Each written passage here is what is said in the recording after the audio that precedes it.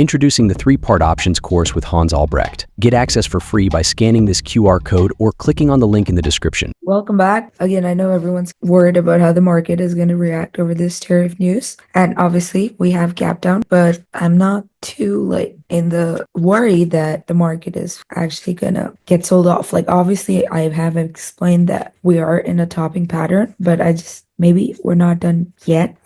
But again, opinions don't matter. Only levels of the market matters. So you see here, we're pretty much bouncing over the previous resistance. And I have mentioned in the past that as long as we hold above this area, 5,800, the trend is still intact. I wouldn't really think that the market is going to have a very extended sell-off. So what I'm trying to say is either if this support holds and we manage to cover the gap and keep going, then this would end up becoming a 1, 2, a 3, 4, 5. So you can see here that this is your 1, 2, 3, 4, 5. And this is what the sequence would look like if this were to just be a news that sells off. And it's just one of those market news events to be expected. Happens every year, different news, but kind of the same chart pattern. So that's what I see. Either this is going to be a 1, 2, 3, 4, 5, or like I said, we do have a gap to fill below. And if this, you can see here A, B, C. So if this wanted to be a wave, a B wave, and a C wave, so like this, in that case, we would have more weakness. And what would that look like? It would look like something like this. So when I zoom into the market right here, that this is your level of support. So if you break 5924, you can come down, fill this gap, again, be a good short in the short term, into this gap fill at 5830. And again, this would again be a 1, 2, come down, fill the gap, have a small bounce, and again, come down into the support level. This is again a 1, 2, a 3. If this is a 1, 2, your wave 4 ends here. If it's not, it will end somewhere here. And then you would have a bounce again.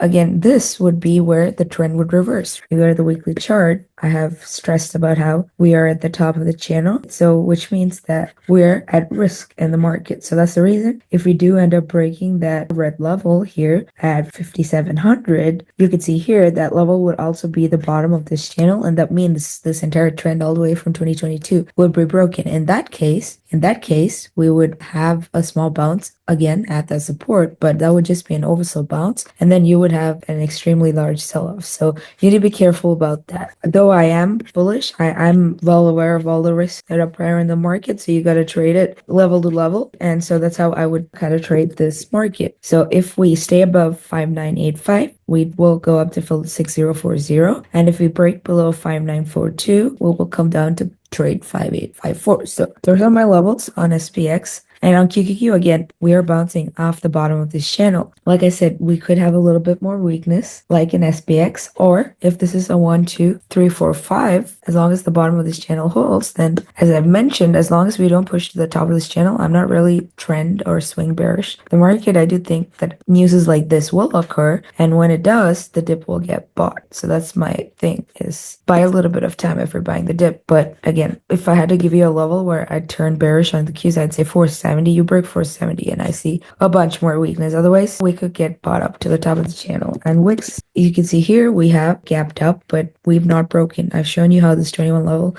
held a resistance. You can see wicks is again selling off. So I would ideally, to be more bullish, I would ideally like wicks to break this $17 level. If it does, then we can come back down again to that $13 and $11 level that I mentioned. But if wicks breaks 21, again, that's dangerous for the market. So keep an eye on that. If you look at the dollar, again, I do expect some digestion here, so that could help boost the equities. If you look at the 10-year here again, selling off again could boost the equities. So keep your eye on the market. Though I could see weakness for a bit more, I do think we are still very much in trend, very much bullish. I see a lot of fear in the market, and yeah, I do understand why, but you should understand the market prices things differently. You cannot expect the entire reaction to the tariff news to be had now, because those policies are going to be implemented at a certain juncture in the future.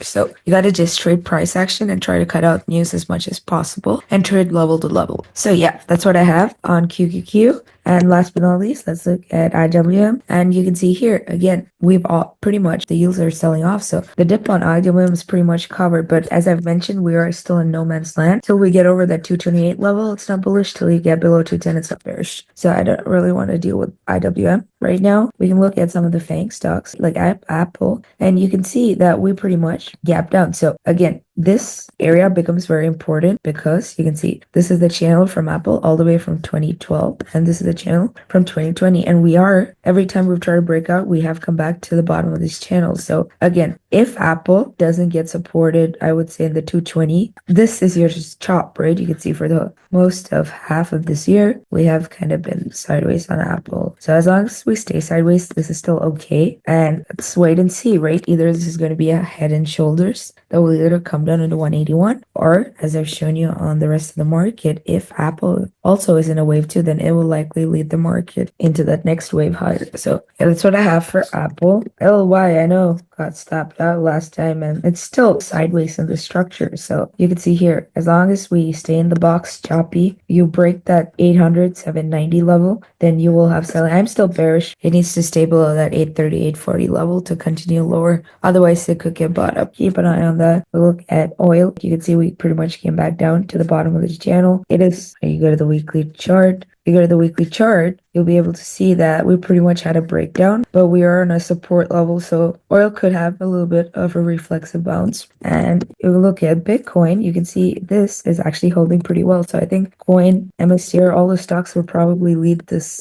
get bought up first, right? You can see the gap for MSCR already got, so we barely had a gap down, but if you have options, they're going to stop you out. You look at Coin again, you can see it's actually pretty strong. So I'm honestly looking at these Bitcoin proxies to see whether they take off.